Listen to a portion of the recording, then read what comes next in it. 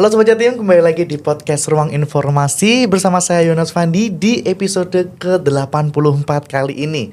Nah Sobat Jatim, edisi sekali ini spesial banget karena kita akan membahas dunia pendidikan di Provinsi Jawa Timur ini yang terus berinovasi. Khususnya bagaimana peran para guru bisa beradaptasi di era digital dengan teknologi terbaru seperti Artificial Intelligence atau AI dan juga coding. Dan tahukah Sobat Jatim bahwa sebanyak 27.994 siswa di Jawa Timur ini kemarin diterima di berbagai perguruan tinggi negeri di seluruh Indonesia. Ini terbanyak se-Indonesia. Dan ini adalah bukti bahwa kualitas pendidikan di Provinsi Jawa Timur ini semakin unggul dan kompetitif di tingkat nasional. Tapi tentu saja keberhasilan itu tidak lepas dari peran luar biasa para guru-guru kita.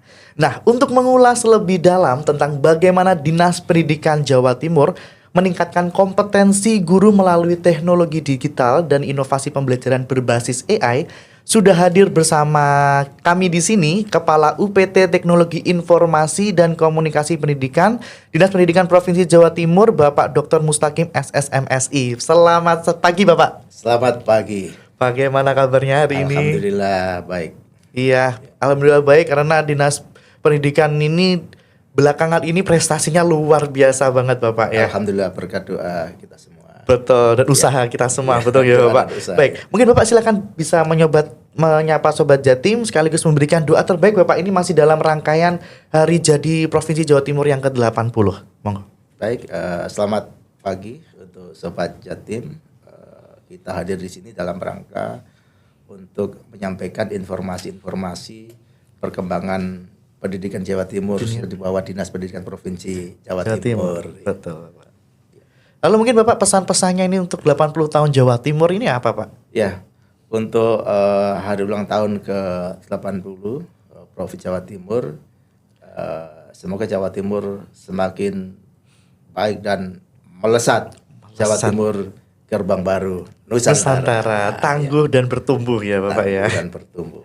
Baik, kemarin saya sempat ngobrol Bapak terkait rekor muri yang baru didapatkan oleh Dinas Pendidikan waktu upacara Hari Jadi. Seperti itu. Nah, sekarang Sobat Jatim ini pengen tahu juga Bapak bagaimana penggunaan teknologi AI ini dalam pembelajaran di Provinsi Jawa Timur ini. Nah, Bapak, kalau lihat dari data dan prestasi siswa di Jawa Timur ini kan rasanya dunia pendidikan kita itu sedang di jalur yang sangat positif banget ya Bapak ya. Boleh diceritakan sedikit Bapak bagaimana seperti apa kondisi pendidikan di Jawa Timur saat ini? Ya. Jadi kita berada di jalur positif dan di jalan yang benar. Pasti itu ada jalan yang benar. Enggak menggak ya, Pak, lurus terus. Jadi kita patut bersyukur karena Jawa Timur masih menjadi kiblat pendidikan di Indonesia. Banyak prestasi yang ditorehkan Jawa Timur melalui Dinas Pendidikan Provinsi Jawa Timur. Di antaranya untuk SNPP dan SNPT kita terbanyak di Indonesia. Itu mulai tahun 2020. 2020, 2021, 22, 23, 24 dan 25 yang tadi jenengan sebutkan 70-an sekian ya. Iya, Bapak. Artinya apa? Artinya bahwa kualitas pendidikan di Jawa Timur ini berada pada posisi yang sangat bagus, yaitu SNPP, SNPT. Kemudian kita juga juara umum LKS, lomba kompetensi siswa.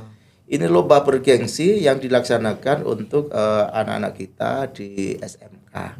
Kita juga juara umum tahun 2023. 2023 itu ketika dilaksanakan di Surabaya. Kemudian 2024 itu dilaksanakan di Lampung. 2025 itu dilaksanakan di Jakarta dan Jawa Barat. Kita tidak jago kandang ya. 24 ketika di Surabaya kita menang. Ketika di Lampung kita ternyata menang juga. Ketika di Jakarta kita juga menang. Artinya LKS ini juara umum itu, Pak. Juara umum ya. Wow. Jadi kita bukan jago kandang ya. Enggak, iya. Kemudian, makanya. Untuk Olimpiade Sains Nasional ini kita juga juara umum sejak tahun 2020, 2021, 2022, 23, 24. Tapi yang 25 kita istirahat dulu ya. Piala juara umum sementara dibawa ke Jakarta. Ya ini sebetulnya kita sama untuk jenjang SMA itu kita dapat sama-sama 9 medali emas. Hanya ketika medali itu digabungkan dengan SD, SMP. Kita kalah 4 emas ya, karena kita rendahnya di SD dan SMP.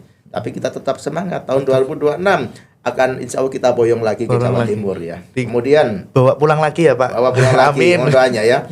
Kemudian ada lagi kejuaraan riset bergengsi. Riset penelitian, namanya Olimpiade Penelitian Siswa Indonesia. Jadi opsi ini dilaksanakan oleh Puspresnas, Pusat Prestasi Nasional, Kementerian Pendidikan Dasar dan Menengah, untuk jenjang SMP, dan SMA. Ya, SMP dan SMA. Kita juara umum itu mulai tahun 2021, 2022, 23, 24, dan insya Allah nanti 2025 mudah-mudahan kita tetap yang terbaik. Kapan itu Pak akan dilaksanakan? Ini masih dalam proses pengumpulan karya. Insya Allah nanti pada awal November akan dilaksanakan kompetisinya. Ya, mohon doa ini buat semuanya. Nah, selain itu di bidang teknologi informasi dan komunikasi, ada namanya pembatik pembelajaran berbasis TIK. Pembatik. Kita ini peringkat 1 nasional tahun 2024. Ini hasil kolaborasi antara Dinas Pendidikan Provinsi Jawa Timur dengan Dinas Pendidikan Kabupaten Kota se-Jawa Timur. Kita menggerakkan guru-guru, tidak hanya guru TIK, tapi semua guru ya yang punya keinginan, punya motivasi untuk pengembangan TIK di dalam pembelajaran. Kita berikan motivasi untuk mengikuti pembatik. Kita ada 101.000 guru yang mengikuti pembatik, dan itu kita dapat penghargaan dari Kementerian Pendidikan Dasar dan Menengah. Itu untuk guru. Untuk siswa juga ada. Namanya Ki Hajar STEM. Kita harus belajar sains, teknologi, kemudian engineering dan matematika. Tahun 2024 kita juga terbaik di Indonesia. Kita mengalahkan Jakarta, Jawa Barat, Jawa Tengah lain ya Pak ya. Iya. Kemudian tahun 2024 juga kita menjadi yang terbaik sebagai daerah pelopor teknologi informasi di Indonesia. Ya, jadi daerah pelopor ya. Saat itu ada 2, Jawa Timur dan Provinsi Lampung ya. Jadi hanya ada 2, dan alhamdulillah itu adalah berkat kerja keras dari Provinsi Jawa Timur melalui Dinas Pendidikan Provinsi Jawa Timur. Dan pada saat ini tentu saja perlu saya sampaikan bahwa dunia pendidikan di Jawa Timur sedang berada dalam proses percepatan. Tidak hanya adaptasi teknologi, tapi bagaimana mampu memilah dan memilih teknologi tepat, teknologi yang sangat bermanfaat bagi kita. Kalau dulu ingat tahun 90-an kita harus adaptasi. Kita diajari namanya program WordStar, SeaWriter ya. Nah, sekarang kita sudah melesat pada teknologi yang seperti sekarang ini, sehingga kita juga harus bisa mengarahkan bagaimana guru, tenaga kependidikan, murid itu tidak hanya beradaptasi. Udah nggak zamannya beradaptasi ya Pak, tapi ya, harus mampu memilih teknologi yang paling tepat ya untuk pembelajaran dan untuk kecakapan hidup sehari-hari. Seperti itu. Dan di tengah perkembangan teknologi yang begitu cepat ini Bapak, bagaimana Dinas Pendidikan ini mengajak para guru itu untuk ikut percepatan di era digital itu tadi Bapak? Ya, jadi mengajak tentu saja kita punya planning, perencanaan kita punya program. Jadi di Dinas Pendidikan Provinsi Jawa Timur itu ada beberapa bidang.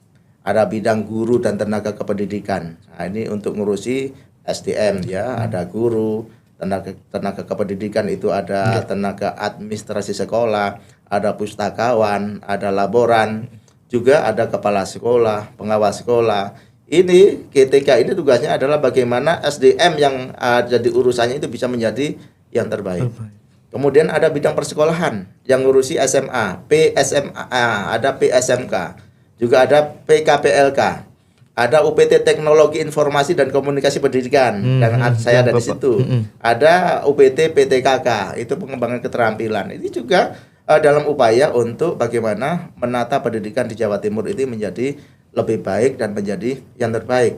Dan dari bidang maupun UPT ini dalam rangka untuk mengajak guru, yaitu melalui pelatihan-pelatihan. Jadi bidang GTK itu melaksanakan pelatihan-pelatihan secara periodik ya.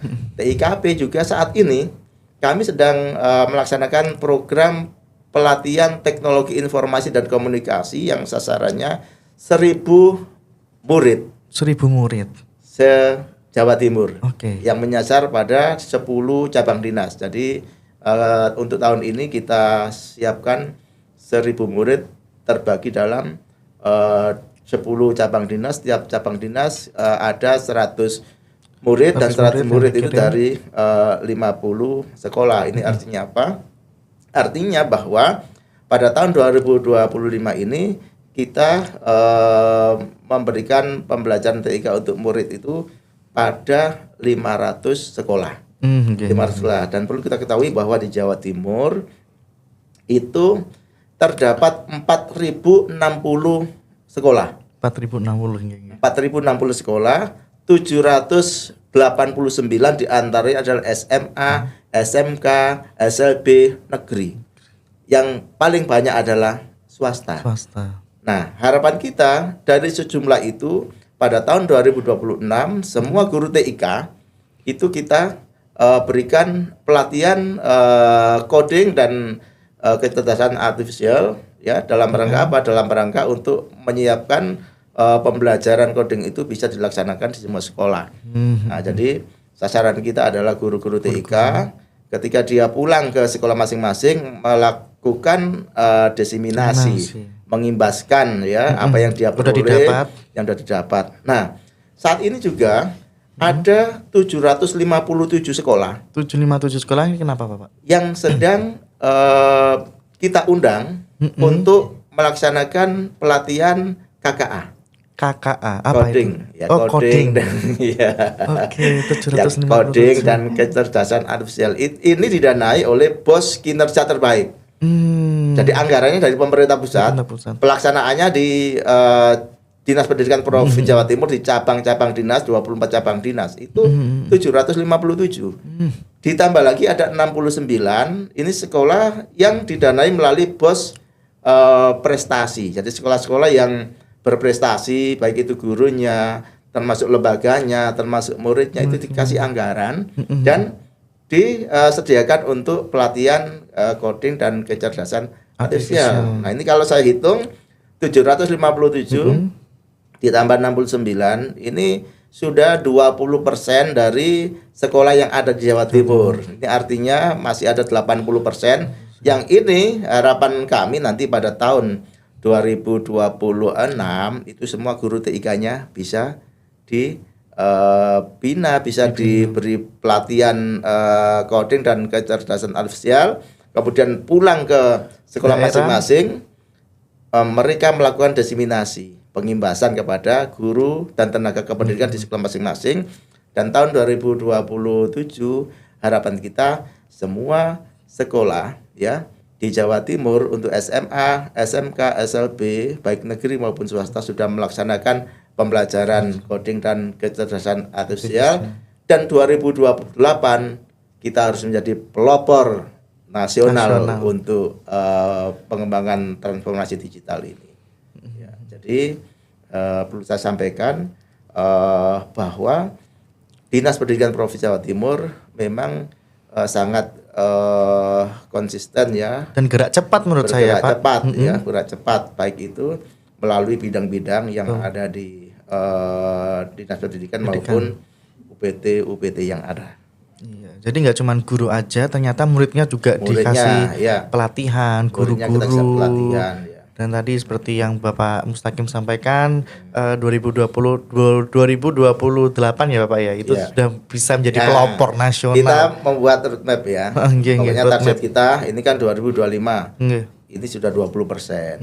Sudah 20%. 2026 nanti harus 100%. Buat merata ya. Guru TIK kita berikan bekal coding ini ya.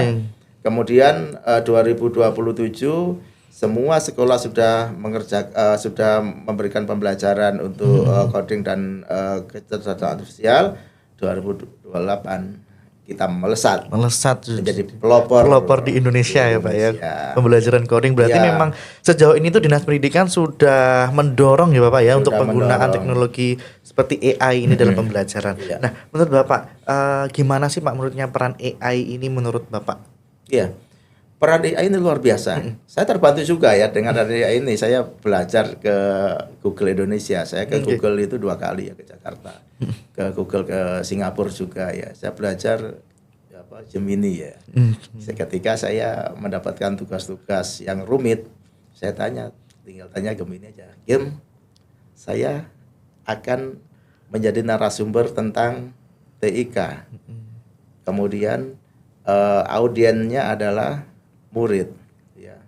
Tolong dong buatkan paparan materi yang bagus. Yang bagus yang masuk buat. Sudah keluar kan? Iya. Kita tinggal menata ya. Betul. Tapi kita nggak percaya 100% kan itu mesin ya. Kita tetap harus kritis ya. Jadi itu. Kemudian bagaimana kepala sekolah memanfaatkan AI coding ini? Mereka di dalam perencanaan program sekolah, pengelolaan murid ya. Kemudian presensi, betul. ya kemudian dibantu ya Pak ya. Pemetaan apapun itu bisa melalui AI, bisa melalui coding. Dan guru ada 3 tugas utama guru: merencanakan pembelajaran, melaksanakan pembelajaran, melakukan evaluasi. Ini juga sangat terbantu oleh artificial intelligence ini, AI ini ya.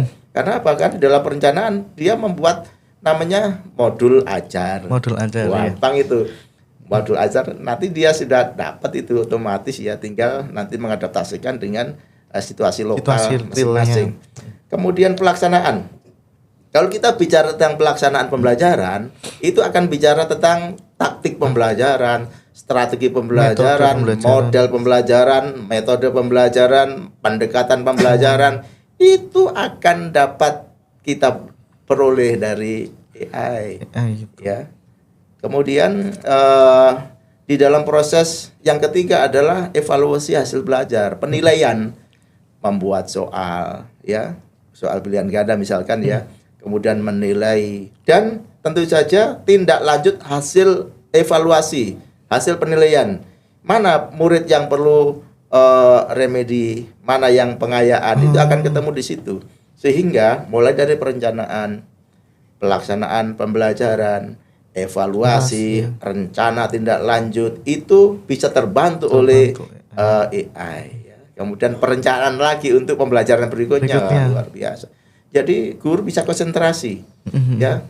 Tinggal nanti bagaimana dia sudah terbantu ketika merencanakan, melaksanakan, mengevaluasi, dia tinggal konsentrasi bagaimana pendidikan karakter. Berarti AI ini bisa membantu guru dalam proses belajar mengajar ya Pak ya? Atau malah berpotensi Pak menggantikan peran guru itu sendiri? Oh, kalau menggantikan guru tidak bisa, ya. Karena apa? Karena bagaimanapun peran guru itu masih peran yang sangat sentral, sangat penting. Membantu iya, menggantikan no, ya tidak. Ya, jadi dia membantu dalam rangka untuk perencanaan, pelaksanaan, evaluasi. Tapi kalau dalam hal untuk pendidikan karakter, sekolah masih membutuhkan guru benar, ya. Nggak bisa lah pakai mesin gitu Pak ya, kayak kurang ger gitu kalau mesin.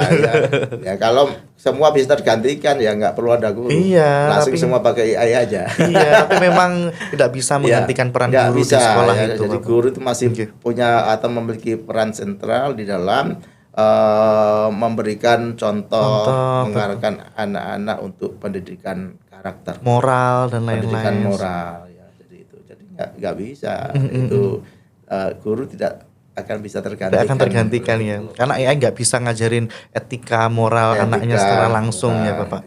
Nah, saya yakin tantangannya itu nggak kecil ya Pak untuk guru-guru mungkin belum terbiasa dengan teknologi seperti ini. Nah, mungkin apa saja Pak tantangan yang dihadapi di lapangan atau contoh pemanfaatan AI atau coding yang sudah berjalan di sekolah-sekolah di Jawa Timur? Iya, tantangannya yang pertama adalah kemampuan awal, kompetensi awal. Jadi tidak semua guru itu memiliki kompetensi yang sama. Betul. Tidak semua guru itu memiliki motivasi yang sama, memiliki kemauan yang sama. Ada guru yang ingin berkembang. Betul. Ada guru yang ingin biasa-biasa saja. Ada guru yang malah menjadi ngompori supaya tidak ada perubahan signifikan di sekolah. Jadi ada guru yang tetap suka di zona nyaman. Iya, yang tetap dipakem ya. Iya, ada yang ingin keluar dari zona nyaman. Betul, biasanya yang keluar dari zona nyaman ya, itu biasanya sering mendapat tekanan-tekanan dari guru-guru yang seperti itu. Betul. Tapi bagi saya, guru harus punya yang namanya continuous learning.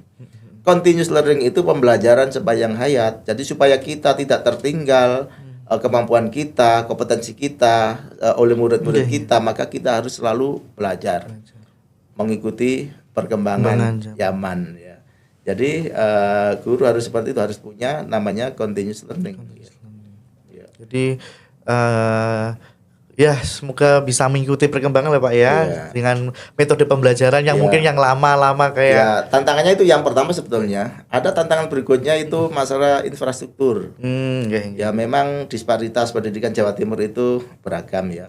Betul. Ada disparitas kualitas. Ya, kualitas antara sekolah yang ada di epicentrum, di Surabaya, di Sidoarjo, Gresik itu bagus ya, Malang ya. Tapi ada sekolah-sekolah yang berada di pelosok pinggiran itu kualitasnya berbeda. Sehingga harapan kami nanti bagaimana kemampuan guru-guru itu bisa kita paling enggak samakan. Ada standar yang sama lah ya, sehingga nanti mereka di dalam melaksanakan tugas pokok dan fungsi itu bisa dengan baik ya. Jadi infrastruktur ya, internet ya. Betul. Kami juga berterima kasih kepada Kominfo yang sudah membantu jaringan internet pada sekolah-sekolah yang mengalami kesulitan ya. Jadi banyak sekolah yang sudah terbantu oleh Kominfo, baik itu tahun 2024 dan ini tahun 2025 ini kami malah mencari mana sekolah yang masih kurang nih. Sebenarnya ini kita laporkan ke Kominfo akan dibantu jaringannya. Internet, gitu. Itu supaya apa? Supaya transformasi digital itu merata. Tidak hanya di kota-kota di Surabaya, tapi juga di pelosok.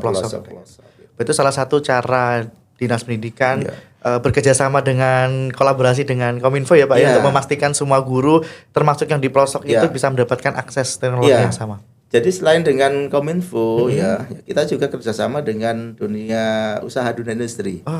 Juga kita misalkan dengan Telkom ya, kita sudah melakukan pelatihan untuk literasi digital itu 300 guru ya beberapa bulan yang lalu. Kemudian insya Allah nanti tanggal 26 kita juga kerjasama dengan ITS. ITS akan melatih 300 murid dan pendampingnya ya untuk coding dan kecerdasan artifisial ini ya. Ini karena ITS juga banyak pekerjaan dengan kita termasuk SPMB kemarin. Kita kan sudah menggunakan AI. SPMB kemarin itu udah menggunakan AI Pak. Kita menggunakan AI namanya AI Senopati. Jadi pertanyaan apapun. Cara kerjanya gimana itu Pak? Misalkan kita bertanya bagaimana apa syarat-syarat untuk SPMB tahun 2025 langsung terjawab. Jadi konten yang ada di petunjuk dan teknis itu semua tercover di dalam AI Senopati. Pertanyaan apapun terkait dengan SPMB 24 jam, bahkan 25 jam. 25 jam ya. 25 jam dia. Bahkan 25 jam itu bisa dijawab ya. Karena apa? Karena dijawab dengan cepat, nggak menunggu lama. Karena helpdesk kami itu kan hanya mulai pukul 8 pagi sampai pukul 4 sore.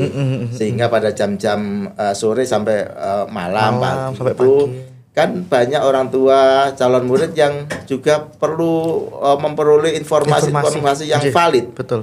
Maka AI Senopati memberikan jawaban. Memberikan layanan 25 jam tadi ya Pak.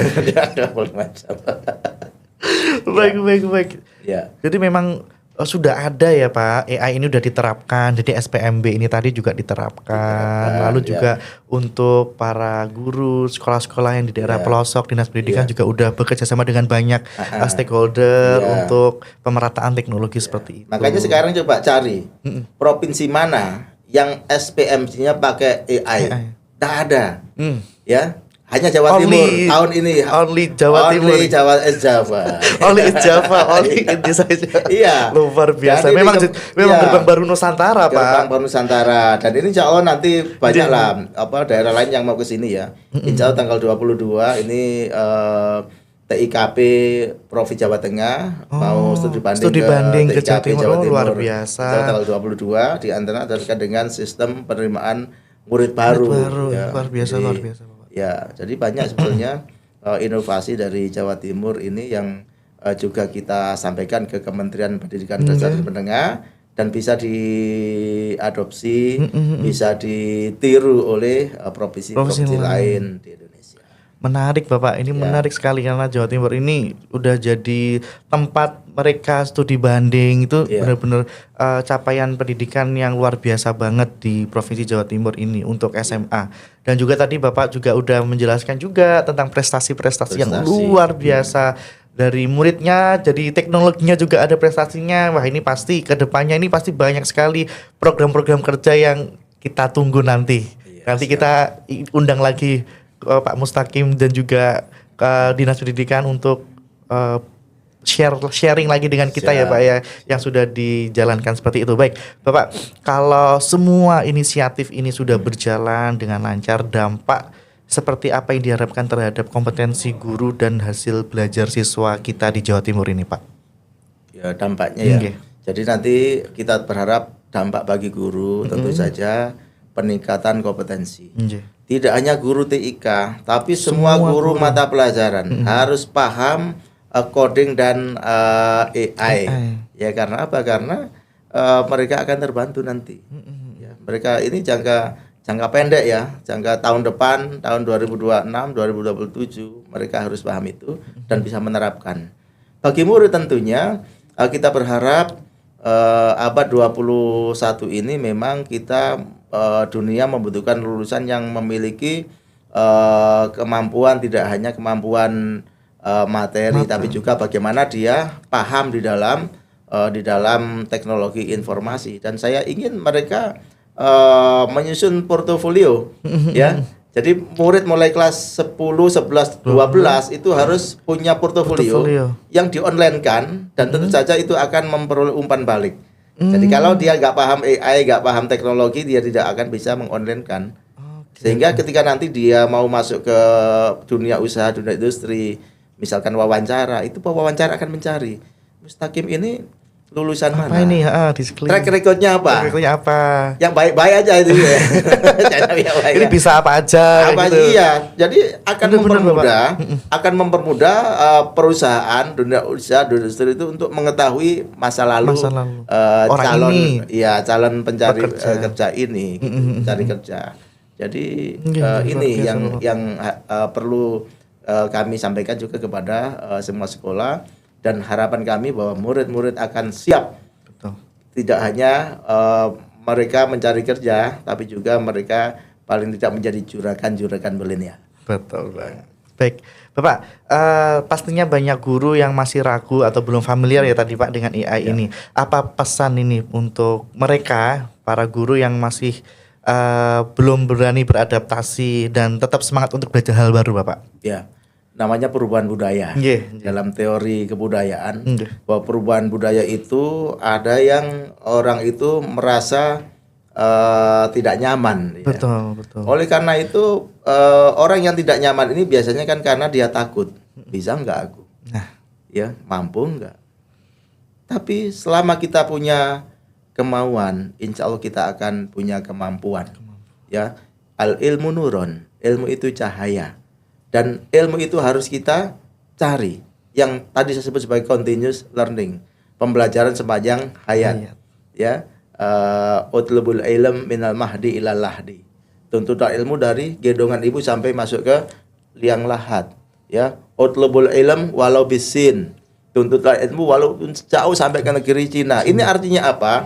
Bahwa guru harus menjadi contoh.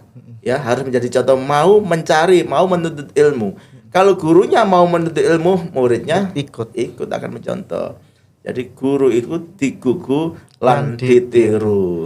Dan juga pelita ya Pak ya. Pelita ya. Jadi Itu. Jadi harapan kami guru jangan takut pada teknologi. Ya. Guru harus dekat dengan teknologi. Berani belajar ya.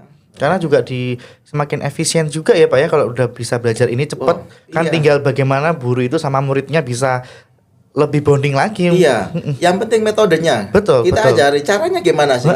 Misalkan kita mau membuat modul pembelajaran, ya apa saja di dalam modul itu, ya satu bagian apa tujuan pembelajaran, betul. Metode, materi ajar, evaluasi, klik aja sudah akan muncul di situ.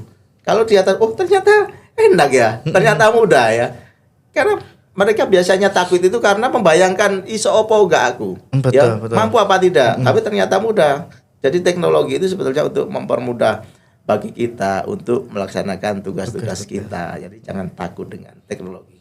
Semua guru nggak boleh takut dengan teknologi, karena teknologi itu akan membawa kita menjadi guru-guru yang terbaik ya, karena mampu merencanakan, melaksanakan dan melakukan penilaian dengan baik. Baik, jangan takut teknologi. Begitu pesan dari Pak Mustaqim untuk para guru di seluruh Jawa Timur. Baik, baik Bapak mungkin ada pesan-pesan lagi, closing statement untuk guru, mungkin juga untuk murid-murid di Jawa Timur Bapak. Jadi Jawa Timur gerbang baru Nusantara, Jawa Timur pelopor teknologi informasi dan komunikasi nasional. Untuk itu mari kita bersama belajar untuk perbaikan pembelajaran di semua sekolah yang ada di Jawa Timur. Jadi jangan takut dengan teknologi, karena teknologi itu akan membuat Jawa Timur melesat menjadi yang terbaik di Indonesia.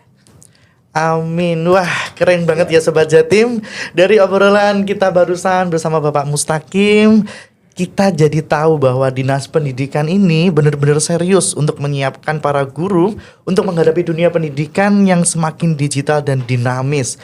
Dan teknologi AI seperti ini bukan cuma tren aja, tapi juga udah menjadi bagian dari cara kita mempersiapkan generasi masa depan yang lebih cerdas, kreatif, dan juga berdaya saing tinggi.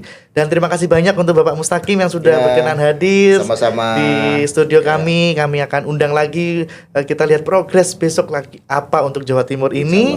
Dan tentu saja terima kasih untuk Sobat Jatim yang sudah dengerin podcast kita hari ini. Akhir kata saya Yonas Fandi, Bapak Mustaqim dan seluruh kru dari Kominfo Jatim yang bertugas mengucapkan terima kasih dan sampai jumpa di episode berikutnya.